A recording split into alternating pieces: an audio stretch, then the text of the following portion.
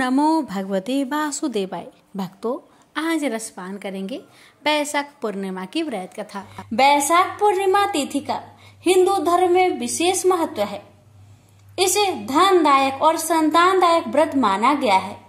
जो लोग पूरे विधि विधान से पूर्णिमा का व्रत करते हैं और पूर्णिमा का दिन चंद्रमा को अर्घ्य देते हैं, उन पर भगवान विष्णु और माता लक्ष्मी की विशेष कृपा होती है। तो आइए श्रवण करते हैं पूर्णिमा व्रत की कथा। एक बार द्वापर युग के समय माता यशोदा भगवान श्री कृष्ण से पूछती है कि आप संसार के पालन करता हो, मुझे ऐसा कोई उपाय बताओ जिससे मृत्यु लोक में किसी भी स्त्री को विधवा होने का भय ना हो और ना ही उसे निसंतान होने का दुख रहे। तब भगवान श्री कृष्ण ने अपनी माँ से कहा कि मैं आपको एक ऐसे ही व्रत के बारे में विस्तार से बताता हूँ। सौभाग्य प्राप्ति के लिए हर महिला को 32 पूर्णमासी तक इस पावन व्रत को करना चाहिए। इससे संतान और सौभाग्य की रक्षा होती है। कांतिका नामक नगर में राजा चंद्रहास्य राज करता था। उसके नगर में धनेश्वर नाम का ब्राह्मण भी अपने पत्नी सुशीला के साथ रहता था। इनके घर में किसी प्रकार के धन संपत्ति की कोई कमी नहीं थी, लेकिन ब्राह्मण का कोई संतान न था, जिसके कारण दोनों पति पत्नी बहुत दुखी रहते थे। एक बार उस नगर में एक साधु आता है जो सभी घरों से भिक्षा मांगकर गंगा नदी के किनारे भोजन कर जीवन यापन करता था। लेकिन वह साधु धनेश्वर के घर भिक्षा मांगने नहीं जाता था। यह देखकर सुशीला और धनेश्वर बहुत दुखी हुए और जाकर उस साधु से पूछे कि आप सभी घरों से भिक्षा लेते हो, लेकिन हमारे घर नहीं, ऐसा क्यों साधु महाराज? तब साधु ने कहा कि तुम निसंतान हो और ऐसे घर से भिक्षा लेना पतितों के अन्न के समान होता है। मैं पाप का भागीदार नहीं बनना चाहता, इसलिए तुम्हारे घर से भिक्षा नहीं लेता हूँ। यह सुन धनेश्वर बहुत दुखी हो जाता है और साधु से पूछता है कि ऐसा कोई उपाय बताए जिससे मुझे भी संतान सुख की प्राप्ति हो। तब साधु ने उस दाम्पत्य को 16 दिन तक माँ चंडी की पूजन का सलाह दिया, जिसके बाद धनेश्वर और उसकी पत्नी ने ऐसा ही किया। दाम्पत्य की आराधना से प्रसन्न होकर माँ काली प्रकट हुई और सुशीला को गर्भवती होने का वरदान दिया और कहा कि प्रत्येक पूर्णिमा को दीपक जलाए। ऐसे ही सभी पूर्णिमा को दीपक की संख्या बढ़ाती जाना जब तक 32 दीपक ना हो जाए। माता के आशीर्वाद के फल स्वरूप सुशीला गर्भवती हुई। काली माता के कहे अनुसार वह दीपक जलाती रही। माँ काली की कृपा और आशीर्वाद से दंपति के घर एक पुत्र ने जन्म लिया, जिसका नाम धनेश्वर और सुशीला ने देवदास रखा। देवदास जब बड़ा हुआ तो धनेश्वर ने उसे विद्या ग्रहण करने के लिए काशी भेजा। काशी में देवदास के साथ एक अजीब दुर्घटना घटी, जिसके कारण धोखे से देवदास का विवाह हो गया। जब देवदास ने बताया कि वह अल्प आयु में है, फिर भी उसका विवाह जबरदस्ती करवा दिया गया। कुछ समय बाद जब काल देवदास के प्राण लेने आया तो काल देवदास का प्राण नहीं ले पाया।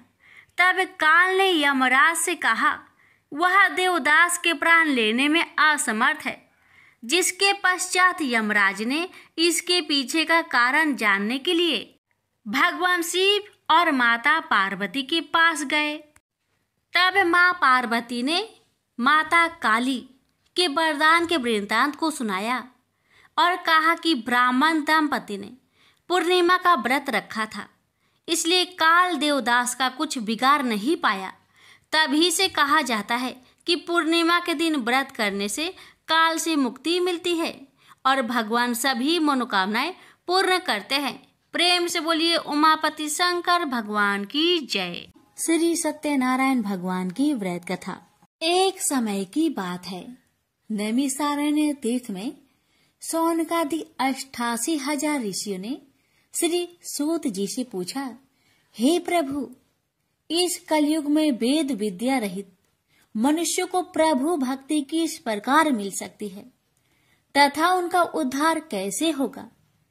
हे मुनि श्रेष्ठ, कोई ऐसा तप बताइए जिससे थोड़े समय में ही पुण्य मिले और मनोवांछित फल भी मिल जाए।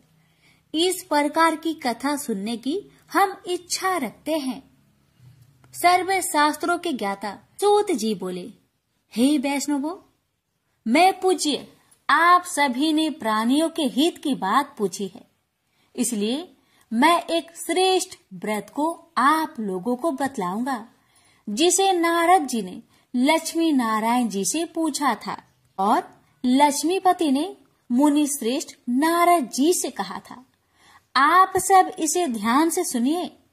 एक समय की बात है, योगीराज नारद जी दूसरों के हित की इच्छा लिए अनेकों लोकों में घूमते हुए मृत्यु लोक में आ पहुंचे। यहाँ उन्होंने अनेक योनियों में जन्मे प्राय सभी मनुष्यों को अपने कर्मों द्वारा अनेकों दुख से पीड़ित देखा। उनका दुख देख नारद जी सोचने लगे कि कैसा यत्न किया जाए जिसके करने से निश्चित रूप से मानव के दुखों का अंत हो जाए। इसी विचार पर मनन करते हुए वह विष्णु लोक में गए। वहां वह देवों के इस भगवान नारायण की स्तुति करने लगे, जिनके हाथों में शंख, चक्र, गदा और पद्म थे, गले में वरमाला पहने हुए थे। स्तुति करते हुए नारद जी बोले, हे भगवान, आप अत्यंत शक्ति से संपन्न हैं। मन तथा वाणी भी आपको नहीं पा सकती है। आपका यदि मध्य तथा अंत नहीं है, निर्गुण स्वरूप सृष्टि के कारण भक्तों के दुख को दूर करने वाले, आपको मेरा नमस्कार है। नारद जी की स्तुति सुन विष्णु भगवान बोले, हे मुनि श्रेष्ठ, आपके मन में क्या बात है? आप किस काम के लिए पधारे हैं, उसे निसंकोच कहो। इस पर नारद मुनि बोले कि मृत्यु लोक में अनेक योनियों में जन्मे मनुष्य अपने कर्मों के द्वारा अनेकों दुख से दुखी हो रहे हैं। हे नाथ, आप मुझ पर दया रखते हैं तो बताइए कि वो मनुष्य थोड़े प्रयास से ही अपने दुखों से कैसे छुटकारा पा सकते हैं। श्री हरि बोले, हे नारद, मनुष्य की भलाई के लिए तुमने बहुत ही अच्छी बात पूछी है, जिसके करने से मनुष्य मोह से छूट जाता है। वह बात मैं कहता हूँ, उसे सुनो।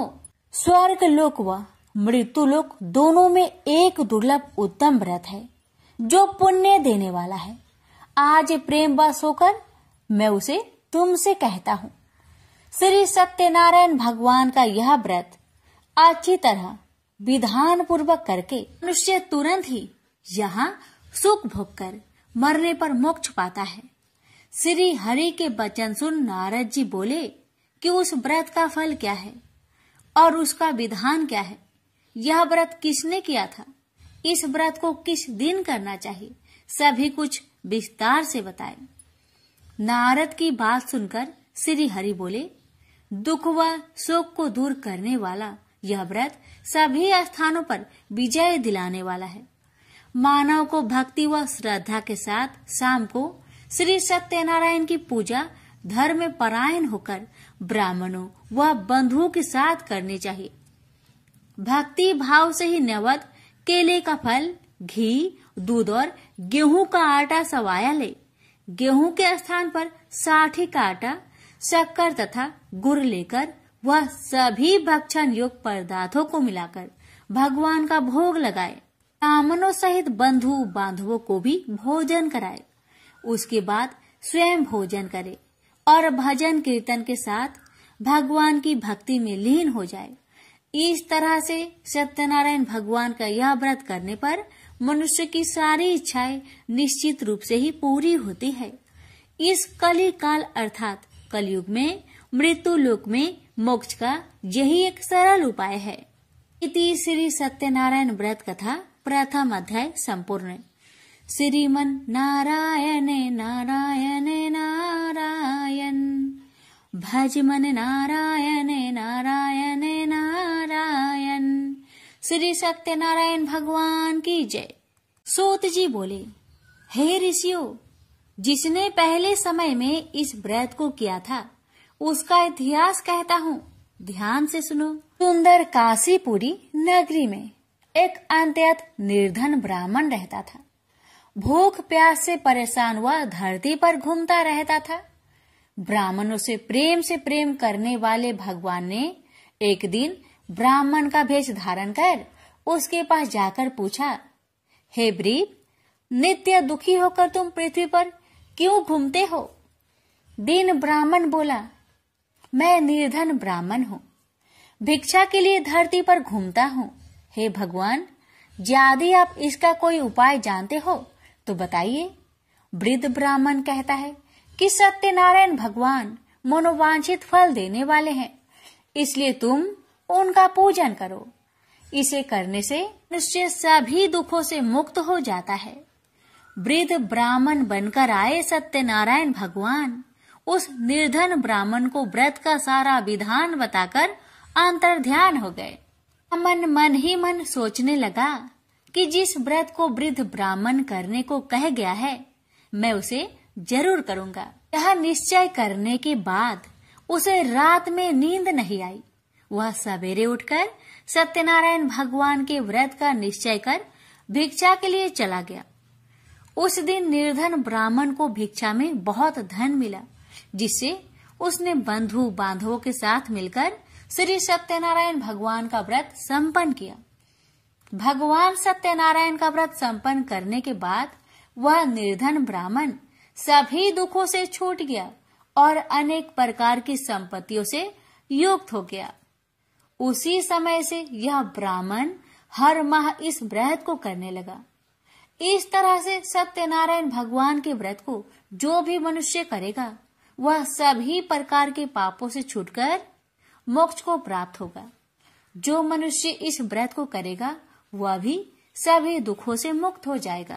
सूत जी बोले कि इस तरह से नारद जी से नारायण जी का कहा हुआ श्री सत्यनारायण व्रत को मैंने तुमसे कहा। हे ब्रीपो, मैं अब और क्या कहूँ? ऋषि बोले, हे मुनिवर, संसार में उस ब्रीप से सुनकर और किस किस ने इस व्रत को किया, हम सब इस बात को सुनना चाहते हैं। इसके लिए हमारे मन में श्रद्धा का भाव है। सूत जी बोले, हे मुनियों, जिसने इस व्रत को किया है वह सब सुनो। एक समय वही ब्रीप धन व ऐश्वर्य के अनुसार अपने बंधु बांधवों के साथ इस व्रत को करने को तैयार हुआ।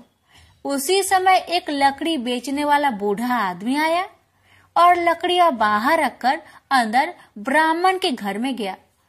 प्यास से दुखी वह लकड़हारा उनको व्रत करते देख ब्रीप को नमस्कार कर पूछने लगा कि आप यह क्या कर रहे हैं तथा इसे करने से क्या फल मिलेगा, कृपया मुझे भी बताइए। ब्राह्मण ने कहा कि सब मनोकामनाओं को पूरा करने वाला यह सत्यनारायण भगवान का व्रत है। इनकी कृपा से ही मेरे घर में धन्य धान्य आदि की वृद्धि हुई है। ब्रीप से सत्यनारायण व्रत के कथा के बारे में जानकर लकड़हारा बहुत प्रसन्न हुआ। चरणामृत लेकर वह प्रसाद खाने के बाद वह अपने घर गया। लकड़हारे ने अपने मन में संकल्प किया कि आज लकड़ी बेचने से जो धन मिलेगा उसी से श्री सत्यनारायण भगवान का उत्तम व्रत करूंगा। मन में इस विचार को ले बूढ़ा आदमी सिर पर लकड़ियां रख उस नगर में बेचने गया जहां धनी लोग ज्यादा रहते थे। उस नगर में उसे अपनी लकड़ियों का दाम पहले से 4 गुना अधिक मिलता है। बूढ़ा प्रसन्नता के साथ दाम लेकर केले, शक्कर, घी, दूध, दही और गेहूं का आटा ले और सत्यनारायण भगवान की व्रत की अन्य सामग्रियां लेकर अपने घर गया। वहां उसने अपने बंधु बांधवों को बुलाकर विधि विधान से सत्यनारायण भगवान का पूजन और व्रत किया। इस व्रत के प्रभाव से वह बूढ़ा लकड़हारा धन पुत्र आदि से युक्त होकर संसार के समस्त सुख भोग अंत काल में बैकुंठ धाम को चला गया। इति श्री सत्यनारायण व्रत कथा 2 अध्याय संपूर्ण। श्रीमन नारायणे नारायणे नारायणे भज मन नारायणे नारायणे नारायणे। श्री सत्यनारायण भगवान की जय। सूत जी बोले, हे श्रेष्ठ मुनियों, अब आगे की कथा कहता हूँ। पहले समय में उल्कामुख नाम का एक बुद्धिमान राजा था। वह सत्य वक्ता और जितेंद्रिय था। प्रतिदिन देव स्थानों पर जाता और निर्धनों को धन देकर उनके कष्ट दूर करता था। उसकी पत्नी कमल के समान मुख वाली तथा सती साध्वी थी। भद्रशिला नदी के तट पर उन दोनों ने श्री सत्यनारायण भगवान का व्रत किया। उसी समय साधु नाम का एक वैश्य आया। उसके पास व्यापार करने के लिए बहुत सा धन भी था। राजा को व्रत करते देखकर वह विनय के साथ पूछने लगा, हे राजन, भक्ति भाव से पूर्ण होकर आप यह क्या कर रहे हैं? मैं सुनने की इच्छा रखता हूँ, तो आप मुझे बताए। राजा बोले, हे साधु, अपने बंधु बांधवों के साथ पुत्र आदि की प्राप्ति के लिए एक महाशक्तिमान श्री सत्यनारायण भगवान का व्रत व पूजन कर रहा हूँ। राजा के वचन सुन साधु आदर से बोला, हे राजन, मुझे इस व्रत का सारा विधान कहिए। आपके कथा अनुसार मैं भी इस व्रत को करूँगा। मेरी भी संतान नहीं है और इस व्रत को करने से निश्चित रूप से मुझे संतान की प्राप्ति होगी। राजा से व्रत का सारा विधान सुनकर व्यापार से निवृत्त हो वह अपने घर गया। साधु वैश्य ने अपनी पत्नी को संतान देने वाले इस व्रत का वर्णन कह सुनाया और कहा कि जब मेरी संतान होगी तब मैं इस व्रत को करूँगा। साधु ने इस तरह के वचन अपनी पत्नी लीलावती से कहे। एक दिन लीलावती पति के साथ आनंदित हो सांसारिक धर्म में प्रवृत्त होकर सत्यनारायण भगवान की कृपा से गर्भवती हो गई।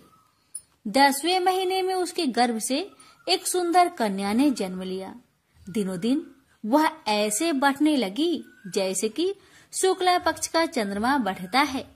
माता पिता ने अपनी कन्या का नाम कलावती रखा। एक दिन लीलावती ने मीठे शब्दों में अपने पति को याद दिलाया कि आपने सत्यनारायण भगवान के जिस व्रत को करने का संकल्प किया था उसे करने का समय आ गया है। आप इस व्रत को करिए। साधु बोला कि हे प्रिय, इस व्रत को मैं उसके विवाह पर करूँगा। इस प्रकार अपनी पत्नी को अवशासन देकर वह नगर को चला गया। कलावती पिता के घर में रह वृद्धि को प्राप्त हो गई। साधु ने एक बार नगर में अपनी कन्या को सखियों के साथ देखा तो तुरंत ही दूत को बुलवाया और कहा कि मेरी कन्या की योग वर देखकर आओ। साधु की बात सुनकर दूत कंचन नगर में पहुंचा और वहां देखभाल कर लड़की के सुयोग बनिक पुत्र को ले आया। सुयोग लड़के को देख साधु ने बंधु बांधवों को बुलाकर अपनी पुत्री का विवाह कर दिया। लेकिन दुर्भाग्य की बात ये कि साधु ने अभी भी श्री सत्यनारायण भगवान का व्रत नहीं किया। इस पर श्री भगवान क्रोधित हो गए और श्राप दिया कि साधु को अत्यधिक दुख मिले। अपने कार्य में कुशल साधु बनिया जमाई को लेकर समुद्र के पास स्थित होकर रत्नासारपुर नगर में गया। वहां जाकर दामाद ससुर दोनों मिलकर चंद्रकेतु राजा के नगर में व्यापार करने लगे। एक दिन भगवान सत्यनारायण की माया से एक चोर राजा का धन चुराकर भाग रहा था। उसने राजा के सिपाहियों को अपना पीछा करते देख चुराया हुआ धन वहां रख दिया जहां साधु अपने जामाई के साथ ठहरा हुआ था। राजा के सिपाहियों ने साधु वैश्य के पास राजा का धन पड़ा देखा तो वह ससुर जामाई दोनों को बांधकर प्रसन्नता से राजा के पास ले गए और कहा कि उन दोनों चोरों को हम पकड़ लाए हैं, आप आगे की कार्रवाई की आज्ञा दे। राजा की आज्ञा से उन दोनों को कठिन कारावास में डाल दिया गया और उनका सारा धन भी उनसे छीन लिया गया। श्री सत्यनारायण भगवान के शराप से साधु की पत्नी भी बहुत दुखी हुई। घर में जो धन रखा था उसे चोर चुरा ले गए। शारीरिक तथा मानसिक पीड़ा व भूख प्यास से अति दुखी हो अन्न की चिंता में कालावती के ब्राह्मण के घर गई। वहां उसने श्री सत्यनारायण भगवान का व्रत होते देखा। फिर कथा भी सुनी। वह प्रसाद ग्रहण कर वह रात को घर वापस आई। माता ने कलावती से पूछा कि हे पुत्री, अब तक तुम कहाँ थी? तेरे मन में क्या है? कलावती ने अपने माता से कहा, हे माता, मैंने एक ब्राह्मण के घर में श्री सत्यनारायण भगवान का व्रत देखा है। कन्या के वचन सुन लीलावती भगवान की पूजन की तैयारी करने लगी। लीलावती ने परिवार व बंधुओं सहित सत्यनारायण भगवान का पूजन किया और उनसे वर मांगा कि मेरे पति तथा जमाई शीघ्र घर आ जाए। साथ ही यह भी प्रार्थना की कि हम सबका अपराध क्षमा करे। श्री सत्यनारायण भगवान इस व्रत से संतुष्ट हो गए और राजा चंद्रकेतु को सपने में दर्शन दे कहा कि हे राजन, तुम उन दोनों वेश्या को छोड़ दो और तुमने उनका जो धन लिया है उसे वापस कर दो। अगर ऐसा नहीं किया तो मैं तुम्हारा धन, राज्य व संतान सभी को नष्ट कर दूंगा। राजा को यह सब कहकर वह अंतर्ध्यान हो गए। अतः काल सभा में राजा ने अपना सपना सुनाया। फिर बोले कि बानिक पुत्र को कैद से मुक्त कर सभा में लाओ। दोनों ने आते ही राजा को प्रणाम किया। राजा मीठी बानी से बोला, हे महानुभावों, भाग्यवश ऐसा कठिन दुख तुम्हें प्राप्त हुआ है, लेकिन अब तुम्हें कोई भय नहीं है। ऐसा कह राजा ने उन दोनों को नए वस्त्र भूषण भी पहनाए और जितना धन उनका लिया था उससे 2 गुना धन वापस कर दिया। दोनों वेश्या अपने घर को चल दिए। श्री सत्यनारायण व्रत कथा का 3रा अध्याय संपूर्ण। श्रीमन नारायण नारायण नारायण, भज मन नारायण नारायण नारायण। श्री सत्यनारायण भगवान की जय। सूत जी बोली, वैश्या ने मंगलाचार कर अपनी यात्रा आरंभ की और अपने नगर की ओर चल दिया। उसके थोड़ी दूर जाने पर एक दंड वेशधारी श्री सत्यनारायण ने उनसे पूछा, हे साधु, तेरी नाव में क्या है? अभिमानी बानिक हंसता हुआ बोला, हे दंडी, आप क्यों पूछते हो? क्या धन लेने की इच्छा है? मेरी नाव में तो बेल व पत्ते भरे हुए हैं। वैश्या के कठोर वचन सुन भगवान बोले, तुम्हारा वचन सत्य हो। दंडी ऐसे वचन कहे वहां से दूर चले गए। कुछ दूर जाकर समुद्र के किनारे बैठ गए। दंडी की जाने के बाद साधु वैश्या ने नित्य क्रिया के पश्चात नाव को ऊंची उठते देखकर अचंभा माना और नाव में बेल पत्ते आदि देख वह मूर्छित हो जमीन पर गिर पड़ा। मूर्छा खोलने पर वह अत्यंत शोक में डूब गया। तब उसका दामाद बोला कि आप शोक न मनाए, यह दंडी का श्राप है, इसलिए हमें उनकी शरण में जाना चाहिए, तभी हमारी मनोकामना पूरी होगी। दामाद की बात सुनकर वह दंडी के पास पहुंचा और अत्यंत भक्ति भाव नमस्कार करके बोला, मैंने आपसे जो असत्य वचन कहे थे उनके लिए मुझे क्षमा दे। ऐसा कहकर महान शोकातुर हो रोने लगा। दंडी भगवान बोले, हे बानिक पुत्र, मेरी आज्ञा से बार बार तुम्हें दुख प्राप्त हुआ है। तू मेरी पूजा से विमुख हुआ। साधु बोला, हे भगवान, आपकी माया से ब्रह्मा आदि देवता भी आपके रूप को नहीं जानते, तब मैं अज्ञानी कैसे जान सकता हूँ? आप प्रसन्न होइए, अब मैं सामर्थ्य के अनुसार आपकी पूजा करूंगा। मेरी रक्षा करो और पहले के समान नौका में धन भर दो। साधु वैश्य के भक्ति पूर्वक वचन सुनकर भगवान प्रसन्न हो गए और उसकी इच्छा अनुसार वरदान देकर अंतर्ध्यान हो गए। ससुर जमाई जब नाव पर आए तो नाव धन से भरी हुई थी। फिर वही अपने अन्य साथियों के साथ सत्यनारायण भगवान का पूजन कर अपने नगर को चल दिए। जब नगर के नजदीक पहुँचे तो दूत को घर पर खबर करने के लिए भेज दिया। दूत साधु की पत्नी को प्रणाम कर कहता है कि मालिक अपने दामाद सहित नगर के निकट आ गए हैं। दूत की बात सुन साधु की पत्नी लीलावती ने बड़े हर्ष के साथ सत्यनारायण भगवान का पूजन कर अपनी पुत्री कलावती से कहा कि मैं अपने पति के दर्शन को जाती हूँ, तू कार्य पूर्ण कर शीघ्र आ जाना। माता के ऐसे वचन सुन कलावती जल्दी में प्रसाद छोड़ अपने पति के पास चली गई। प्रसाद की अवज्ञा के कारण श्री सत्यनारायण भगवान रुष्ट हो गए और नाव सहित उसके पति को पानी में डुबो दिए। कलावती अपने पति को वहां ना पाकर रोती हुई जमीन पर गिर गई। नौका को डूबा हुआ देख वह कन्या को रोता देख साधु दुखी होकर बोला कि हे प्रभु, मुझसे तथा मेरे परिवार से जो भूल हुई है उसे क्षमा करे। साधु के दीन वचन सुनकर श्री सत्यनारायण भगवान प्रसन्न हो गए और आकाशवाणी हुई, हे साधु, तेरी कन्या मेरे प्रसाद को छोड़कर आई है, इसलिए उसका पति अदृश्य हो गया है। यदि वह घर जाकर प्रसाद खाकर लौटती है तो इसे उसका पति अवश्य मिलेगा। ऐसी आकाशवाणी सुन कलावती घर पहुंचकर प्रसाद खाती है और फिर आकर अपने पति के दर्शन करती है। उसके बाद साधु अपने बंधु बांधवों सहित श्री सत्यनारायण भगवान का विधि विधान से पूजन करता है। इस लोक का सुख भोग वह अंत में स्वर्ग जाता है। इति श्री सत्यनारायण व्रत कथा चतुर्थ अध्याय संपूर्ण। श्रीमन नारायणे नारायणे नारायणे भज मन नारायणे नारायणे नारायण। श्री सत्यनारायण भगवान की जय। श्री सूत जी बोले, हे ऋषियों, मैं और भी एक कथा सुनाता हूँ, उसे भी ध्यान पूर्वक सुनो। प्रजा पालन में लीन तुंगध्वज नाम का एक राजा था। उसने भी भगवान का प्रसाद त्याग कर बहुत ही दुख प्राप्त किया। एक बार वन में जाकर वन्य पशुओं को मारकर वह बर के पेड़ के नीचे आया।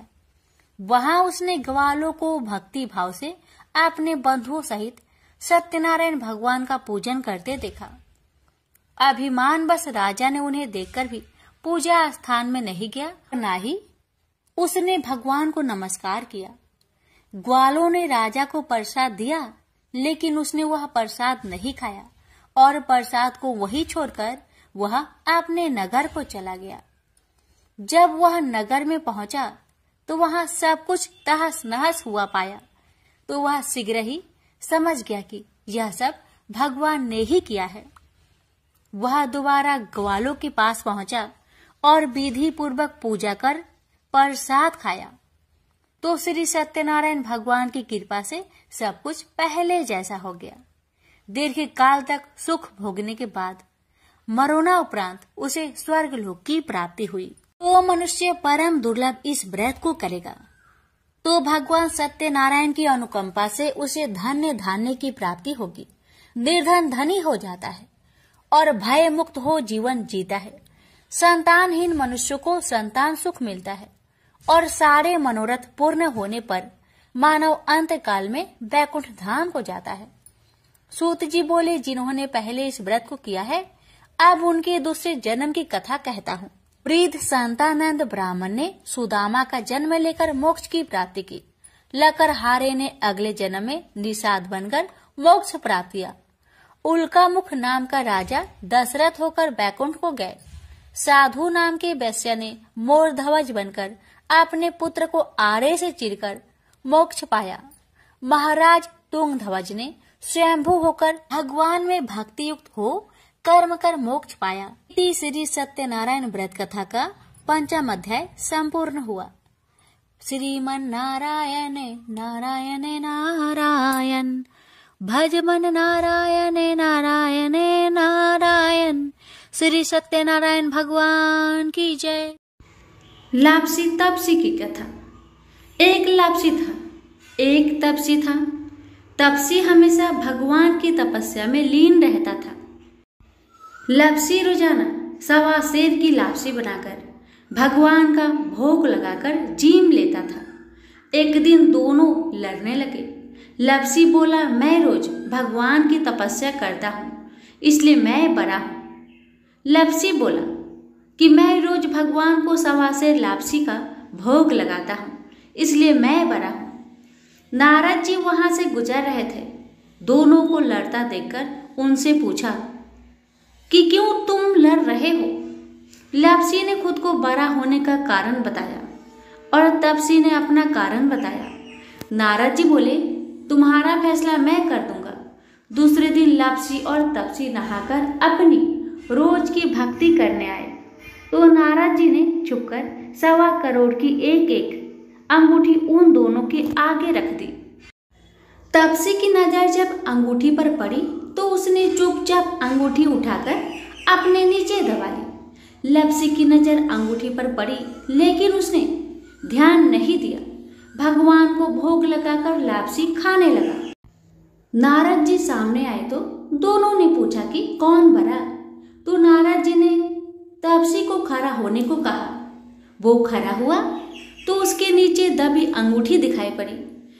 नारद जी ने तपसी से कहा, तपस्या करने के बाद भी तुम्हारी चोरी करने की आदत नहीं गई, इसलिए लप्सी बड़ा है और तुम्हें तुम्हारी तपस्या का कोई भी फल नहीं मिलेगा।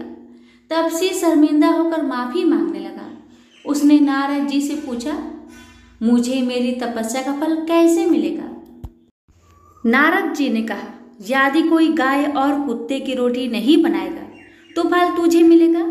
यदि कोई ब्राह्मण को भोजन करवाकर दक्षिणा नहीं देगा तो फल तुझे मिलेगा।